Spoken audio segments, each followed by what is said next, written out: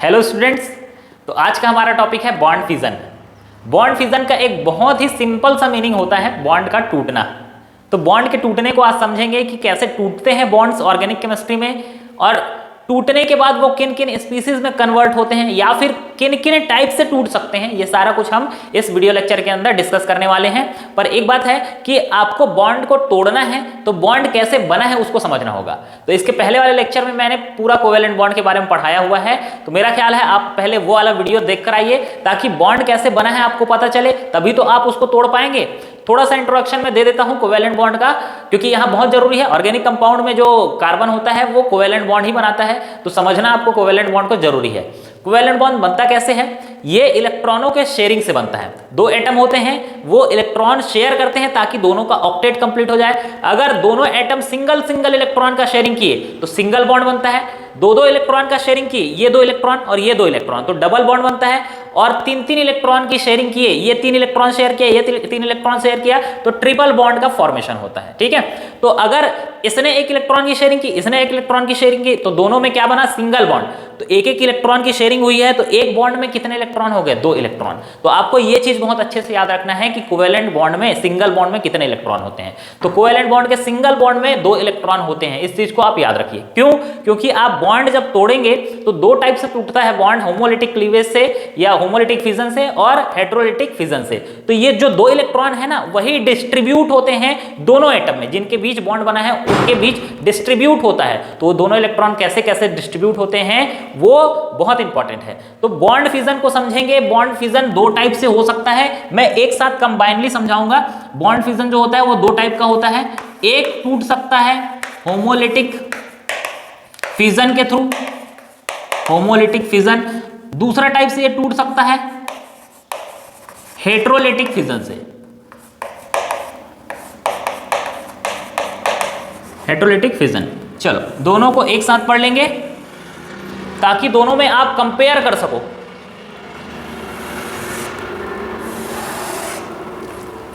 हाँ चलिए, homolytic fission. Homolytic का मतलब होता है बराबर, बराबर रूप से, और फिजन का मतलब है टूटना। तो एक बॉन्ड जो रहेगा वो बराबर रूप से टूटेगा तो उसको बोलते हैं होमोलिटिक फिजन। ठीक है, तो यहां पहले एग्जांपल समझ लेते हैं। एग्जांपल क्या लिया मैं? मान लो यहां ए लिया और यहां बी लिया, दोनों के बीच बॉन्ड बना है।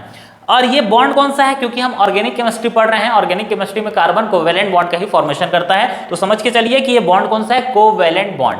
ठीक है, तो कोवेलेंट बॉन्ड में अभी हमें पता है, अभी बताया, एक एक इलेक्ट्रॉन की शेयरिंग हुई है तो सिंगल बॉन्ड बनेगा। तो इसने एक इलेक्ट्रॉन शेयर किया होगा, इसने एक इलेक्ट्रॉन शेयर किया होगा, आ गए बॉन्ड में कितने इलेक्ट्रॉन? दो इलेक्ट्रॉन। ठीक, तो ये कोवेलेंट बॉन्ड में कितने इलेक्ट्रॉन है? दो इलेक्ट्रॉन्स। ये दो इलेक्ट्रॉन्स जब बराबर रूप से डिस्ट्रीब्यूट होंगे, किसमें? इन दोनों में। चलो तोड़ते हैं, इनको तोड़ते हैं, बॉन्ड को तोड़ना ही सीखना है। Homolytic fission. होमोलिटिक का मतलब होता है बराबर रूप से, फिजन का मतलब होता है टूटना। तो बराबर रूप से तोड़ना है, बताओ, दो इलेक्ट्रॉन है, बराबर रूप से तोड़ना है तो क्या होगा? एक इलेक्ट्रॉन इसके पास जाना चाहिए, एक इलेक्ट्रॉन इसके पास जाना चाहिए, तभी तो बराबर टूटेगा। 20 से तो तोड़ेंगे बराबर, तो इसका एक इलेक्ट्रॉन जाएगा बी को और एक इलेक्ट्रॉन जाएगा ए को। तो इस तरीके से जब टूटता है तो इसको बोला जाता है होमोलिटिक फिजन। इलेक्ट्रॉनों को देखना है, इलेक्ट्रॉनों को बराबर रूप से डिस्ट्रीब्यूट करना है, एक इसको जाएगा एक इसको जाएगा, तो बराबर रूप से डिस्ट्रीब्यूट हुआ, होमोलिटिक फिजन कहलाया। तो बनेगा क्या? इसमें जब टूटा तो एक इलेक्ट्रॉन गया ए के पास और एक इलेक्ट्रॉन गया बी के पास। ठीक है, तो इसमें क्या बनते हैं यहां पर देखेंगे, ए के ऊपर एक इलेक्ट्रॉन, बी के ऊपर एक इलेक्ट्रॉन, तो इनको बोला जाता है रेडिकल। तो होमोलिटिक क्लीवेज से क्या बनते हैं? रेडिकल्स का फॉर्मेशन होता है, रेडिकल्स। ठीक है, थोड़ा लिख लेते हैं क्या होगा होमोलिटिक क्लीवेज का। When electrons of the covalent bond are distributed symmetrically between the two atoms, then it is known as homolytic fission। क्या बोला जा रहा है? जब ये बॉन्ड के इलेक्ट्रॉन जो है वो सिमेट्रिकली डिस्ट्रीब्यूट होते हैं, बराबर रूप से डिस्ट्रीब्यूट होते हैं, एक इसको जाएगा एक इसको जाएगा। तो इस तरीके से जब बॉन्ड टूटता है तो उसको बोलते हैं होमोलिटिक फिजन। अब यहां देख लेते हैं, साथ साथ चलेंगे, एक एक पॉइंट जो है वो कंपेयर करेंगे दोनों में क्या होता है। हेटेरोलिटिक फिजन, हेटेरोलिटिक फिजन में क्या होगा, यहां एक ए है और यहां बी है, दोनों के बीच बॉन्ड बना है और बॉन्ड कौन सा बॉन्ड है, कोवैलेंट बॉन्ड। तो ये क्या होगा, यहां जो दो इलेक्ट्रॉन है वो सिमेट्रिकली डिस्ट्रीब्यूट नहीं होता। यहां हेटेरोलिटिक का मतलब है अनसिमेट्रिकली या फिर असमान रूप से, फिजन का मतलब टूटना, यहां असमान रूप से टूटना या अनसिमेट्रिकली टूटना। तो समान रूप से तोड़ेंगे तो दो इलेक्ट्रॉन है, समान रूप से तोड़ेंगे बराबर बराबर भाग में टूटेगा, एक इसको जाएगा एक इसको जाएगा। पर हेटेरोलिटिक बोल रहे हैं असमान रूप से टूटना है, अनसिमेट्रिकली टूटना। तो ये क्या करेगा, दो के दो इलेक्ट्रॉन को कोई भी एक एटम लेकर चले जाएगा, बराबर नहीं बांटने हैं भाई, तो एक बराबर बांटोगे तो एक एक जाएगा, बराबर नहीं बांटोगे तो किसी को नहीं मिलेगा और किसी को दोनों मिलेगा। तो क्या करते हैं हेटेरोलिटिक फिजन में, ये दोनों के दोनों इलेक्ट्रॉन किसी एक एटम के पास चले जाते हैं, एक एटम के पास चले जाते हैं, ठीक है। तो ये क्या हुआ, ये दोनों के इलेक्ट्रॉन चले गए किसके पास, बी के पास। तो बी के पास इलेक्ट्रॉन की अधिकता हो जाएगी, बी हो जाएगा इलेक्ट्रॉन रिच। और इलेक्ट्रॉन में चार्ज कौन सा होता है, माइनस। तो जिसके पास इलेक्ट्रॉन चले गया, जो इलेक्ट्रॉन रिच हो गया, उस पर क्या आएगा, माइनस चार्ज। अब बताओ यहां पर ए के पास इलेक्ट्रॉन आया क्या, दोनों इलेक्ट्रॉन तो लेकर बी चले गया, इसके पास इलेक्ट्रॉन नहीं रह गया। पर जब कोवेलेंट बॉन्ड ये बनाए दोनों, तो मिलाया तो इसने भी था, मिलाया इसने भी था, पर लेके कौन चले गया, ये। तो इसके पास इलेक्ट्रॉन की कमी हो जाएगी और इस पर क्या आएगा, पॉजिटिव चार्ज। तो इस तरीके से इसमें क्या बना, आयंस। आयंस होमोलिटिक क्लीवेज से रेडिकल्स का फॉर्मेशन होता है, जबकि हेटेरोलिटिक क्लीवेज से आयंस का फॉर्मेशन होता है। तो यहां इसको भी लिख लेते हैं, क्या लिखेंगे, when electrons of covalent bond are distributed unsymmetrically between the two atoms, then it is known as heterolytic fission। एकदम आसान है, बराबर रूप से टूटा होमोलिटिक और बराबर रूप से नहीं टूटा हेटेरोलिटिक। इसका पता है हिंदी में नाम बहुत अच्छा है, हिंदी में क्या बोलते हैं इसको पता है, हिंदी में इसको बोलते हैं समांस विखंडन। अब यहां विखंडन का मतलब है टूटना, समांस का आप तोड़ के देखो, संधि विच्छेद करके देखो समांस का, इसका मतलब होता है सम प्लस अंश। मतलब साफ साफ समझ में आएगा, सम अंश, बराबर भाग में, विखंडन का मतलब टूटना। तो बराबर भाग में टूटेगा तो ये क्या कहलाएगा, समांस विखंडन या होमोलिटिक फिजन। और इसका हिंदी में क्या नाम है, इसका हिंदी में नाम है विसमांस विखंडन। हाँ, और विसमांस का संधि विच्छेद करो, तोड़ के देखो, ये होता है विषम प्लस अंश, विषम अंश में टूटना। मतलब विषम मतलब बराबर भाग में नहीं, और अंश का मतलब भाग, ठीक है। विषम अंश मतलब बराबर भाग में नहीं टूटना। तो ये क्या है, ये बराबर भाग में नहीं टूटा है, दो के दो इलेक्ट्रॉन किसी एक के पास चले गए, बराबर भाग में नहीं टूटा, इसलिए विसमांस विखंडन या हेटेरोलिटिक फिजन कहा जाता है। इस तरीके से ये इसका डेफिनेशन हो गया। अब क्या क्या इनको जरूरी है इन दोनों फिजन में आने के लिए, मतलब होमोलिटिक फिजन में आने के लिए इनको क्या क्या रिक्वायरमेंट है और हेटेरोलिटिक फिजन में आने के लिए इनको क्या क्या रिक्वायरमेंट है, उसके बारे में देखेंगे। चलिए देख लेते हैं कि ये होमोलिटिक फिजन और हेटेरोलिटिक फिजन होने के लिए कौन कौन से कंडीशंस की रिक्वायरमेंट होती है। तो पहला कंडीशन आपको समझने के लिए एक प्रॉपर्टी आपको समझना होगा जिसको बोलते हैं इलेक्ट्रोनिगेटिविटी। ये इलेक्ट्रोनिगेटिविटी क्या है, कोवेलेंट बॉन्ड कैसे बनता है, इलेक्ट्रॉनों के शेयरिंग से। तो इलेक्ट्रॉन जो कोवेलेंट बॉन्ड में शेयर्ड हैं, उन इलेक्ट्रॉन को अपनी ओर खींचने की टेंडेंसी को बोला जाता है इलेक्ट्रोनिगेटिविटी। जैसे ये जो बॉन्ड है, ये कोवेलेंट बॉन्ड है, और ये जो इलेक्ट्रॉन है, एक इलेक्ट्रॉन इसने शेयर किया था, एक इलेक्ट्रॉन इसने शेयर किया था। तो ये जो शेयर्ड इलेक्ट्रॉन है, इसको अपनी ओर खींचने की टेंडेंसी को बोला जाता है इलेक्ट्रोनिगेटिविटी। और हम पीरियोडिक प्रॉपर्टी में पढ़ चुके हैं कि जैसे जैसे हम किसी पीरियड में लेफ्ट टू राइट मूव करते हैं तो इलेक्ट्रोनिगेटिविटी इंक्रीज होते जाता है। मतलब लेफ्ट वालों की इलेक्ट्रोनिगेटिविटी कम होती है, और जैसे जैसे पीरियड में राइट की ओर मूव करेंगे इलेक्ट्रोनिगेटिविटी एटम्स की बढ़ते जाती है। ठीक है, तो पहला जो प्रॉपर्टी है हमारा वो इलेक्ट्रोनिगेटिविटी पर बेस्ड है ये जो दो एटम हैं होमोलिटिक क्लीवेज होने के लिए इन दोनों एटम्स की इलेक्ट्रोनेगेटिविटी लगभग सेम होनी चाहिए, या फिर दोनों में जो डिफरेंस होगा वो बहुत कम का होना चाहिए। क्यों होना चाहिए? क्योंकि ये टूटेगा कैसे? होमोलिटिक क्लीवेज को बराबर रूप से टूटना है। होमोलिटिक क्लीवेज का मतलब बराबर रूप से टूटना है। बराबर रूप से टूटेगा कैसे? जब दोनों इस बॉन्ड को तोड़ने के लिए बराबर रूप से शक्ति लगाएंगे, बल लगाएंगे, दोनों बराबर रूप से बल लगाएंगे, तब बराबर टूटेगा। तो भाई इसकी इलेक्ट्रोनेगेटिविटी और इसकी इलेक्ट्रोनेगेटिविटी सेम होगी, तब तो ये बॉन्ड के इलेक्ट्रॉन को बराबर खींचेंगे। क्या ये जितना ये खींचेगा उतना ही ये भी खींचेगा, तो दोनों बराबर खींचेंगे तो बराबर रूप से टूटेंगे। एक इलेक्ट्रॉन इसके पास गया और एक इलेक्ट्रॉन इसके पास गया। तो होमोलिटिक फिजन होने के लिए इलेक्ट्रोनेगेटिविटी दोनों एटम की सेम होनी चाहिए, या फिर उनका डिफरेंस जो है वो बहुत कम होना चाहिए। तो यहां पर मैं लिख देता हूं the two atoms should have same electronegativity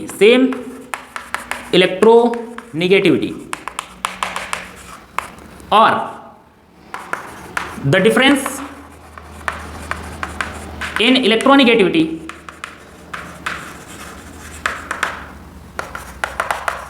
should be very less। मतलब दोनों की इलेक्ट्रोनेगेटिविटी बराबर होनी चाहिए, या फिर डिफरेंस होगा तो बहुत कम का डिफरेंस होना चाहिए। ठीक है, यहां देख लेते हैं यहां क्या होगा। यहां हेटेरोलिटिक क्लीवेज होने के लिए एक एटम की इलेक्ट्रोनेगेटिविटी ज्यादा होनी चाहिए और एक एटम की इलेक्ट्रोनेगेटिविटी कम होनी चाहिए। ऐसा क्यों होता है? क्योंकि इसको बराबर रूप से नहीं टूटना है। बराबर रूप से टूटना रहता तो दोनों बराबर खींचते तो बराबर टूटता। इसको बराबर टूटना ही नहीं है, तो क्या करेगा? जो ज्यादा इलेक्ट्रोनेगेटिव एटम है वो बॉन्ड के इलेक्ट्रॉन को अपनी ओर खींचेगा, और खींचेगा तो दो के दो इलेक्ट्रॉन किसके पास चले गए? मोर इलेक्ट्रोनेगेटिव एटम के पास। तो ये दोनों इलेक्ट्रॉन रख लिया, इस पर क्या आया? निगेटिव चार्ज, क्योंकि ये इलेक्ट्रॉन रिच हो गया। अब दो के दो इलेक्ट्रॉन तो चले गए हैं बी के पास, तो ए के पास इलेक्ट्रॉन की कमी हो गई। ये क्या आया? Positive charge. ये इलेक्ट्रॉन डेफिशिएंट हो गया, इसके पास क्या आया? Positive charge. तो ये बराबर रूप से टूटा है क्या? नहीं। ये क्यों हुआ? क्योंकि ये ज्यादा इलेक्ट्रोनेगेटिव है, ये कम इलेक्ट्रोनेगेटिव, तो ये खींचा इलेक्ट्रॉन को और ये इलेक्ट्रॉन रिच हो गया। तो बराबर रूप से नहीं तोड़ना है, तो दोनों की इलेक्ट्रोनेगेटिविटी को बराबर नहीं होना चाहिए। अब ऐसा नहीं है कि यही बी खींचेगा, जो ज्यादा इलेक्ट्रोनेगेटिव एटम है वही बॉन्ड के इलेक्ट्रॉन को खींचेगा। हो सकता है ए ज्यादा इलेक्ट्रोनेगेटिव होता तो ये बॉन्ड का इलेक्ट्रॉन किसके पास जाता? ए के पास। अब ध्यान देना, जो भी मोर इलेक्ट्रोनेगेटिव एटम होता है वो इलेक्ट्रॉन खींचकर अपने ऊपर ले लेता है। तो इलेक्ट्रोनेगेटिव एटम रहेगा और हेटेरोलिटिक बॉन्ड फिजन होगा, तो मोर इलेक्ट्रोनेगेटिव के ऊपर क्या जाएगा? माइनस चार्ज, और लेस इलेक्ट्रोनेगेटिव के ऊपर क्या जाएगा? Plus charge. ठीक है, तो इस बात का ध्यान रखेंगे। टूटता है तो टूटता है, सही है, बराबर रूप से नहीं टूटा सही है, पर यह क्या है कि जो मोर इलेक्ट्रोनेगेटिव है वो नेगेटिव चार्ज बनाता है और जो लेस इलेक्ट्रोनेगेटिव है वो पॉजिटिव चार्ज बनाता है। ठीक है, चलो अगला पॉइंट यहां पर लिख भी लेते हैं। द टू एटम्स, इसके लिए जरूरी कंडीशन क्या है? The two atoms should have different electronegativity, should have different electronegativity. मतलब इलेक्ट्रोनेगेटिविटी अलग अलग होनी चाहिए, एक ज्यादा इलेक्ट्रोनेगेटिव, एक कम इलेक्ट्रोनेगेटिव। नेक्स्ट पॉइंट हम देखते हैं, एग्जांपल्स भी देखेंगे सारे, पर पहले कंडीशन डिस्कस कर लेते हैं। इसके लिए होमोलिटिक फिजन होने के लिए बहुत ज्यादा टेम्परेचर की रिक्वायरमेंट होती है। होमोलिटिक क्लीवेज के लिए कंडीशन क्या है? इसके लिए हाई टेम्परेचर रखता है, हाई टेम्परेचर या हाई प्रेशर,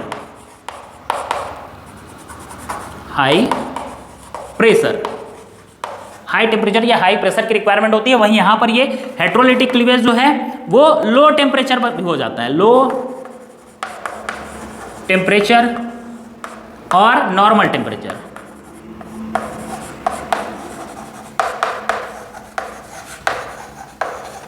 ठीक है, अगला कंडीशन क्या बोलता है कि ये जो होमोलिटिक क्लीवेज है या होमोलिटिक फिजन है, ये या तो सनलाइट में होता है या फिर यूवी लाइट में। जैसे यहां पर लिख देते हैं सनलाइट या यूवी लाइट, ये सनलाइट के प्रेजेंस में, या फिर UV ultraviolet radiation, UV rays, इसके प्रेजेंस में होता है। ठीक है, मतलब हाई टेम्परेचर चाहिए आपको, हाई प्रेशर चाहिए, तो ये सनलाइट या फिर यूवी रेस को दिया जाता है, इनके प्रेजेंस में भी होता है। ठीक, और अगला पॉइंट क्या है? ये होता है नॉन पोलर सॉल्वेंट के प्रेजेंस में, नॉन पोलर सॉल्वेंट्स के प्रेजेंस में। जबकि यहां ये जो होता है इसके लिए यूवी वगैरह लाइट की जरूरत नहीं होती है, नॉर्मल टेम्परेचर में हो जाते हैं ये हाइड्रोलिटिक क्लीवेज जो है। इसके लिए पोलर सॉल्वेंट की जरूरत होती है, पोलर सॉल्वेंट, इसके लिए पोलर सॉल्वेंट्स की जरूरत होती है। नॉन पोलर सॉल्वेंट मतलब दो पोल का उसमें फॉर्मेशन नहीं होगा, जैसे कार्बन टेट्राक्लोराइड हो गया, क्लोरोफॉर्म हो गया, ये सब नॉन पोलर सॉल्वेंट में आते हैं। पोलर सॉल्वेंट में जैसे ये H2O हो गया, मेथेनॉल हो गया, ये सब पोलर सॉल्वेंट में होते हैं, ठीक है। तो ये कंडीशंस हैं किसके लिए, होमोलिटिक फिजन और हेटेरोलिटिक फिजन में। अभी हम इसके एग्जांपल्स देखने वाले हैं, ठीक है। तो ये आप चाहे स्क्रीनशॉट ले लें, फिर हम इनके एग्जांपल्स देखेंगे और देखेंगे कैसे कैसे ये टूटते हैं। इसमें एक और कंडीशन ये है कि आप पेरोक्साइड भी ले लिए, मान लो पेरोक्साइड, पेरोक्साइड किसको बोलते हैं, जिसमें ऑक्सीजन और ऑक्सीजन के बीच क्या हो, सिंगल बॉन्ड, ठीक है। अब क्योंकि ऑक्सीजन दो बॉन्ड का फॉर्मेशन करता है, तो इधर आप कुछ भी जोड़ दो, जैसे H जोड़ दी, हाइड्रोजन जोड़ दिया और इधर हाइड्रोजन जोड़ दिया, तो ये हाइड्रोजन पेरोक्साइड कहलाता है। H2O2 हाइड्रोजन पेरोक्साइड कहलाता है ये, ठीक है। और यहाँ पर कोई भी एल्किल ग्रुप भी जोड़ सकते हो, R यहाँ पर रख सकते हैं, तो उसके हिसाब से उनका नाम चेंज होते जाएगा। तो पेरोक्साइड भी ले लोगे तो वो होमोलिटिक फिजन के थ्रू जाता है। पेरोक्साइड भी क्या करता है, जो बॉन्ड को तोड़ता है वो होमोलिटिक फिजन के थ्रू तोड़ता है, ठीक है। तो याद रखेंगे, एक और कंडीशन उसमें इंक्लूड कर लेंगे, पेरोक्साइड के प्रेजेंस में होमोलिटिक फिजन। चलिए देखते हैं एग्जांपल क्या हो सकता है। जैसे होमोलिटिक फिजन कराना है मुझे, तो एक एग्जांपल ले लेता हूं Cl2 का। Cl2 इसमें कोवेलेंट बॉन्ड होता है किसके किसके बीच में, दोनों क्लोरीन के बीच में, ठीक है। तो क्लोरीन दोनों के बीच में कितने इलेक्ट्रॉन्स होंगे, एक इलेक्ट्रॉन इसने मिलाया होगा, एक इलेक्ट्रॉन इसने मिलाया होगा। अब यहां पर जब मैं यहां पर सनलाइट लिया या फिर यूवी रेडिएशन, कोई भी ले सकते हैं, यूवी रेडिएशन, ठीक है। तो ये क्या करता है, ये एक इलेक्ट्रॉन यहां से और एक इलेक्ट्रॉन यहां से डिस्ट्रीब्यूट होता है बराबर रूप से, और ये बनाता है Cl। देखो एक इलेक्ट्रॉन इसके पास गया तो Cl रेडिकल, ठीक है। दूसरा इलेक्ट्रॉन इस क्लोरीन के पास गया तो ये भी क्या बनाया, Cl रेडिकल, ठीक है। या तो फिर इसको एक साथ कंबाइन करके लिख सकते हैं, दोनों अलग अलग लिखा हूं क्योंकि आपको अच्छे समझ में आए कि ये इलेक्ट्रॉन इसके पास, एक इलेक्ट्रॉन इसके पास। इसको और कैसे लिख सकते हैं, दो ठो है तो सामने दो लगा के Cl रेडिकल ऐसे लिख सकते हैं, कोई दिक्कत नहीं, पर मैं आपको अच्छे समझ में आए इसलिए अलग अलग लिखा हूं। अब इसमें आप देखेंगे, इसमें जैसे मैं एग्जांपल ले लिया HCl का, यहां भी कोवेलेंट बॉन्ड है, किसके किसके बीच में है, H और Cl के बीच, ठीक है। अब यहां पर ये होमोलिटिक क्लीवेज से नहीं टूटेगा, क्योंकि नॉर्मल कंडीशन में ये किस फिजन से टूटेगा, ये टूटेगा हेटेरोलिटिक फिजन से, क्योंकि हाइड्रोजन की इलेक्ट्रोनिगेटिविटी क्लोरीन की इलेक्ट्रोनिगेटिविटी से कम होती है। इसलिए क्लोरीन क्या करेगा, मोर इलेक्ट्रोनिगेटिव होने के कारण बॉन्ड के इलेक्ट्रॉन को अपनी ओर खींचेगा, और खींचा तो इलेक्ट्रॉन चले गए क्लोरीन के पास, और क्लोरीन हो गया इलेक्ट्रॉन रिच। इलेक्ट्रॉन रिच में क्या आएगा, निगेटिव चार्ज, और इसके पास इलेक्ट्रॉन की कमी हो गई, इस पर आएगा पॉजिटिव चार्ज। ध्यान से देखना, एक और चीज बता रहा हूं, ये नॉर्मल कंडीशन में है, ठीक है। ये नॉर्मल कंडीशन में पोलर सॉल्वेंट के प्रेजेंस में, पोलर सॉल्वेंट, ठीक है, पोलर सॉल्वेंट के प्रेजेंस में ऐसे डिसोसिएट हुआ। अब मान लो मैं यहां सेम लूं HCl, यहां पर दो इलेक्ट्रॉन, ठीक है। यहां पर ये अगर मैं टेम्परेचर को 200 अंश सेंटीग्रेड से ऊपर ले लूं, अबो 200 अंश सेंटीग्रेड, तो हमने क्या पढ़ा है, होमोलिटिक क्लीवेज होने के लिए हाई टेम्परेचर की रिक्वायरमेंट होती है। तो हाई टेम्परेचर जब आप लेंगे मोर देन 200 डिग्री सेंटीग्रेड, तो ये इस वाले मैकेनिज्म से ना जाकर यहाँ ये होमोलिटिक फिजन से टूटता है। कैसे टूटेगा, ये बनाएगा H रेडिकल और ये बनाएगा Cl रेडिकल, ये याद रखना, ठीक है। नॉर्मल कंडीशन में क्योंकि क्लोरीन मोर इलेक्ट्रोनिगेटिव है, तो ये क्या करेगा, बॉन्ड के इलेक्ट्रॉन को खींचेगा पोलर सॉल्वेंट के प्रेजेंस में, क्योंकि ये सॉल्वेट कर देता है। ये सब चीज हम बाद में सीखेंगे, ये आयन बनेंगे उसको पोलर सॉल्वेंट सॉल्वेट कर देता है, तो स्टेबल हो जाता है वो। तो नॉर्मल कंडीशन में पोलर सॉल्वेंट के प्रेजेंस में ये आयंस में डिसोसिएट होते हैं। तो क्लोरीन के पास दो इलेक्ट्रॉन चले गए इलेक्ट्रोनिगेटिव होने के कारण, इस पर माइनस चार्ज, और इस पर क्या आया, इलेक्ट्रॉन डेफिशिएंट हो गया प्लस चार्ज। पर यही वाला रिएक्शन हम अगर हाई टेम्परेचर पर करवाएं तो रेडिकल में डिसोसिएट होते हैं, याद रहेगा, ठीक है। और करके देखते हैं, जैसे यहां पर एक और हेटेरोलिटिक क्लीवेज करवा लेते हैं यहां पर ये। तो इसमें क्या होगा, ब्रोमीन मोर इलेक्ट्रोनिगेटिव होने के कारण इलेक्ट्रॉन खींचेगा अपनी ओर, और खींचा तो भाई इलेक्ट्रॉन किसके पास चले गए, बॉन्ड के दो इलेक्ट्रॉन जो है वो ब्रोमीन के पास चले गए, ब्रोमीन इलेक्ट्रॉन रिच हो गया, तो क्या आएगा इस पर, निगेटिव। और बचा कौन सा फ्रेगमेंट, ये पूरा इतना फ्रेगमेंट CH3, यहाँ पर कार्बन, यहाँ पर CH3 और यहाँ CH3। तो ये इलेक्ट्रॉन डेफिशिएंट हो जाने के कारण क्या बनाया, पॉजिटिव चार्ज। ठीक है, तो ये कार्बन इलेक्ट्रॉन डेफिशिएंट हो गया और ये ब्रोमीन इलेक्ट्रॉन रिच हो गया। बराबर बटा नहीं है यहाँ का इलेक्ट्रॉन, पूरा इलेक्ट्रॉन ब्रोमीन लेकर चले गया, इसीलिए बराबर रूप से ना टूटने के लिए इसको क्या बोला जाता है, उसके कारण हेटेरोलिटिक फिजन। ठीक है, अब यहाँ एक और एग्जांपल देख लेते हैं, जैसे ये कोई भी ऐसा देख सकते हैं। चलो मैं क्या करता हूं, यहाँ पर CH3 और यहाँ CH3 लेता हूं। अब यहाँ मैंने लिया Cl रेडिकल, पहले से कोई रेडिकल बना हुआ है Cl रेडिकल, तो ये क्या करता है आप देखेंगे, ये जो है यहां CH3 को मैं कैसे लिख रहा हूं, CH2 और एक हाइड्रोजन अलग लिख रहा हूं, एक हाइड्रोजन को, ये वही है CH3 और CH3, CH2 को ऐसे, एक हाइड्रोजन को ऐसे। तो ये क्या करता है, यहां फिर से होमोलिटिक क्लीवेज होता है। इस बॉन्ड का एक इलेक्ट्रॉन जाएगा हाइड्रोजन को और एक इलेक्ट्रॉन जाता है किसको, कार्बन को, क्योंकि बॉन्ड का इलेक्ट्रॉन है, बॉन्ड में 2 इलेक्ट्रॉन, होमोलिटिक फिजन होना है। क्लोरीन रेडिकल के एनवायरनमेंट में यहां क्लोरीन रेडिकल इफेक्ट कर रहा है, इसको क्या करेगा, इस बॉन्ड के जो इलेक्ट्रॉन है उसको बराबर रूप से डिस्ट्रीब्यूट करेगा। एक इलेक्ट्रॉन किसको जाएगा, हाइड्रोजन को, एक इलेक्ट्रॉन किसको जाएगा, कार्बन को। तो यहां क्या आया, ये CH3 और यहां पर ये CH2, और क्योंकि ये बॉन्ड का एक इलेक्ट्रॉन इस कार्बन पर आया, क्या बना, कार्बन रेडिकल, प्लस यहां एक इलेक्ट्रॉन गया है हाइड्रोजन के पास, तो हाइड्रोजन में क्या आएगा, रेडिकल, और यहां का हाइड्रोजन का रेडिकल इस क्लोरीन के रेडिकल से मिलकर, बताओ, ये एक इलेक्ट्रॉन, ये एक इलेक्ट्रॉन, कोवेलेंट बॉन्ड बनाने के लिए कितने इलेक्ट्रॉन की रिक्वायरमेंट होती है, 2 इलेक्ट्रॉन, तो ये एक एक इलेक्ट्रॉन शेयर करेंगे फिर से, और ये क्या बना लिया, HCl।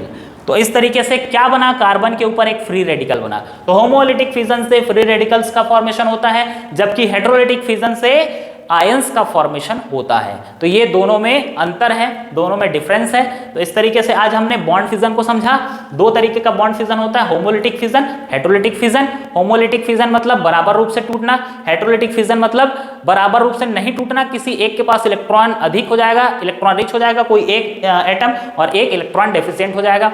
होमोलिटिक फिजन से रेडिकल्स का फॉर्मेशन होता है, हेटेरोलिटिक फिजन से आयंस का फॉर्मेशन होता है। दोनों की इलेक्ट्रोनेगेटिविटी लगभग सेम होनी चाहिए, दोनों की इलेक्ट्रोनेगेटिविटी में अंतर होना चाहिए। ये सारे एग्जांपल्स हैं, स्क्रीनशॉट आप लेकर रख सकते हैं। ये इंपॉर्टेंट है, कभी एग्जाम में पूछा जा सकता है, क्योंकि दोनों सेम रिएक्शन है, पर यहाँ डिफरेंस क्या है, पोलर सॉल्वेंट के प्रेजेंस में, यहाँ ये हाई टेम्परेचर के प्रेजेंस में, तो दोनों इफेक्ट डालते हैं। ठीक है, तो आज का लेक्चर जो है वो बॉन्ड फिजन पर बेस्ड था, जो कंप्लीट हुआ। मिलते हैं नेक्स्ट वीडियो में नए टॉपिक के साथ, तब तक के लिए जय हिंद।